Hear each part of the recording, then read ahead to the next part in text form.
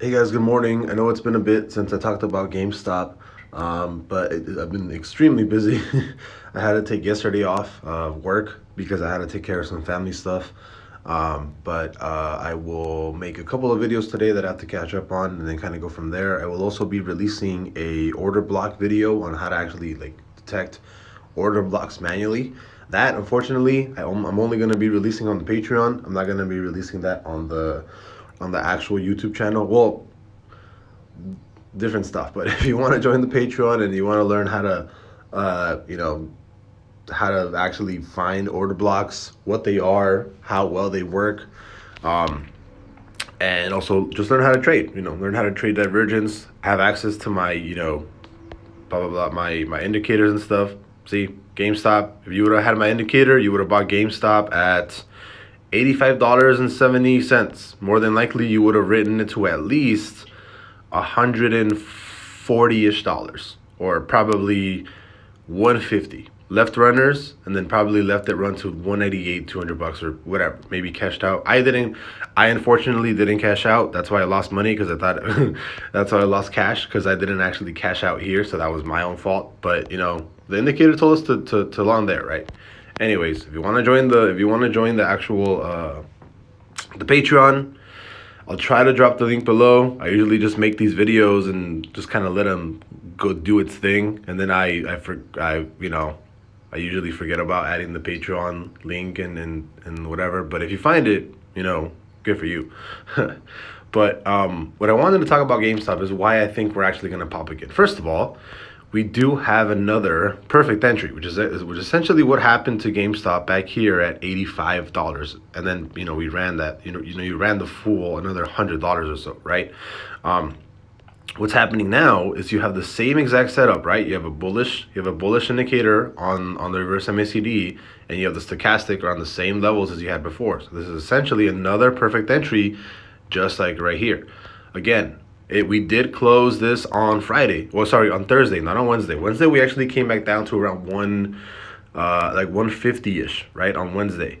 And we didn't actually close exactly where I wanted to. You actually closed at 150.70, and then you actually closed on Thursday 150.77. And the daily trigger was actually a little bit less to hit. So I think Wednesday the close was 151 to close a bullish day, and Thursday the close was 148 for a bullish day, which we hit at 150.77, right? We do have I'm still bullish, right? But for further confirmation, right, you have to break out of this trend. You have a kind of a smallish trend that happened back here on April 14th at 8:30 in the morning. Obviously, small little trend that happened here. Got to break out of it and then push to the upside, and you probably have a little bit more resistance around 160-ish level, which is completely fine, because I do think that we're going to break that. But I wanted to get into the bigger picture of things and let you guys know what's happening right now. And I do think that we are on the second leg up of GameStop, right? Usually what happens with GameStop is you have two legs, right? Your first leg is that initial pop right here, which is what happened starting on, let's say like around March, like mid-March, March 18th, 17th, whatever. And that happened all the way till March 28th, March 29th, right? And that's usually what happens at every single instance of GameStop pops. You have an initial pop, right? And then you have a second pop again, which ends up happening, here's that bullish day trigger right here, and then you end up popping again, right? Again, this one, much smaller pop, but we can do the exact same thing, right? You have your initial pop. You might consider this the second pop, but I actually consider this the second pop. I actually consider that to be the second pop to the upside, right? Again, here, you have your initial pop, which is right like around this level, and then you have your second pop, which is right here, right? So it always happens in two legs. GameStop's runs always happen on two legs, and that's what I wanted to tell you guys, right? Initial pop, and then you have your second pop right here, right? Because you always have a push up, then a retracement, and then another push up, right? It's the exact same thing that happened here, right? This one is actually a little bit smaller. So you have right here, you have your initial pop right here, all the way down there, and then you have your second leg up, which was way this whole freaking leg up right there, right? Let's zoom in a little bit, right? You actually had your initial pop from $18 to like $45, and then you had another pop from 40, like 45, $42. That second pop went all the way up to, you know, 400 and $483, right? And you went from $40 to 470 something dollars in what?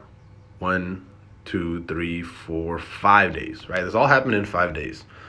And again, that's what I think we're probably getting in I don't want to say in the habit, but there's an obvious pattern here, right? There's one leg up that happens first on GameStop, and then you retrace down to wherever you retrace. You have that second daily bullish trigger, which is one of the signs that can happen before the next pop, right? And then you have that second leg up. As far as how far up we can go, it's usually different. I've been looking back at every single price range. It's usually different for every single for every single leg up. What I like to do is I just like to forecast where that trigger was and forecast it to the high, and then how many days out it actually happened on, right? So I would forecast it just where we closed, forecast it for 13 days out, push it up to 115, 115.06, like around roughly this area. Get rid of this, whoops. Get rid of that first leg.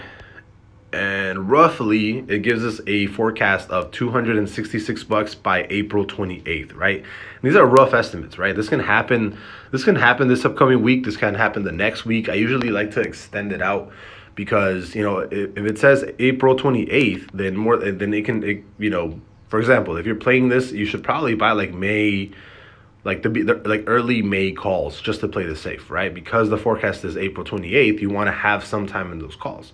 But if I had to forecast this, right, I would say after Thursday, 2 weeks out, 14 days, I'd say by April 28th, you would have that second initial leg up, right? Again, what happened here is that you actually had that bull trigger, and then you had, you know, it was 1, 2, 3, 4, 5 days before you had that second pop, right? 5 days before you actually had that peak. Again, right here, right? You ran up, came back down, and then this time it was only like 2 days, before you actually had that peak. Here, came up, retrace, so 1, 2, 3, 4, 5, 6, whoops, 1, 2, 3, 4, 5, 6, 7, 8, 9. So 9 days after you hit the first peak of the leg, that's when you actually had the second peak, right? Here it was, you hit peak, 1, 2, 3, 4, 9, 10, 11, 12, 13, 14. So 14 days after peak, that's when it hit, right? And right now, you hit peak here, and now we're 1, 2, 3, 4, 5, 6, 7, 8, 9, 10, 11, 12, 13, 14. So you might actually hit peak highs Monday or Tuesday, because that's going to be the fourth. Monday's going to be the 13th trading day, and 14th's going to and Tuesday's going to be the 14th trading day, right? So the peak might actually hit this upcoming week, right? And then let's do this again, right? You hit peak up here, and then let me lower this down. 1, 2, 3, 4, 5, 6, 7, 8, 9. So 9 days after the first leg's peak, you actually hit the second leg peak. And again, here you hit peak like somewhere around this level. 1, 2, 3, 4, 5, 6, 7, 8, 9, 10. 10 days after you had that first initial jump, 10 days after that first peak, you actually had that second peak hit. So I would assume that somewhere in the range of 10 days to like 14-ish days, that's when usually you're going to get that second leg peak. So with that information, you can kind of assume that peak high is going to probably hit again this upcoming week, sometime between Monday, Tuesday, Wednesday. Again, this last peak that we had, right? This last peak that we had would actually happen on Monday. So as of right now, because I don't want the same thing to happen to me as, you know, my call's expiring again, worthless, because, you know, my shit was up like $8,000, and then I ended up taking like a $2,500 loss, right? Because I didn't sell on Monday. So what I'm going to be doing, so what I'm going to be doing is if on Monday, Tuesday, we actually have like a clear run up and we hit somewhere, we hit $200 again, I'm going to be out of 50% of my calls, right? If we go back to 227, I'm going to be out of 50% of those calls. And then if we actually hit the forecast of like 266, then I'm going to be 50% out of those calls. So I'm probably going to have like maybe 2 runners left. We're at 266 and I'll leave 2 runners to go. But that's probably how I'm going to play it because we got to take profit. I don't want to get hurt because I was up like 8K and then I lost like $2,000 because I didn't take profit on Monday. But, this doesn't change the forecast. Within 14 days, I do think we'll see that second leg up, right? And then there's obvious historical patterns that prove that. So right now, I do think that GME is getting ready to rally to that 250, 266 range. I think it's more of a probability that it actually happens this upcoming week than probably at the end of April after looking at all the data for what happens after that first leg up, which is, basically this is the peak right here for the first leg. Second leg peak might actually hit this upcoming week.